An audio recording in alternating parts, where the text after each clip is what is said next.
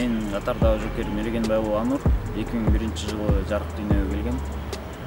Ысык-Көл областына караштуу Жетегиз районунда Сароо айылынын тургунумун.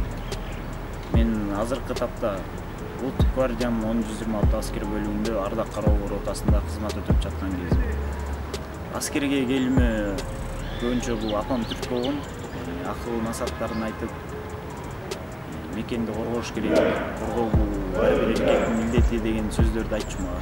Азыр сөздөр ошол дагы эле жүрөгүмдө. Бишкек шаарына студент болуп келип, Ала Тоо аянтындагы желек кайтарган жокерлерди көрүп, аларды көрүп абдан кыялданчумун. Алардын ордуна өзүм болгум келчү. Чет жактан келген президенттерди көрдүк. Аларды тоздук. Бул мен үчүн сыймык. Кызмат өтөгөнүнө 8 ай болду. Армиядан мен ата-эненин баркын, мекенин ыйыктыгын, бир туугандардын жана достордун кадыр баркын билет экенсиң бул жактан.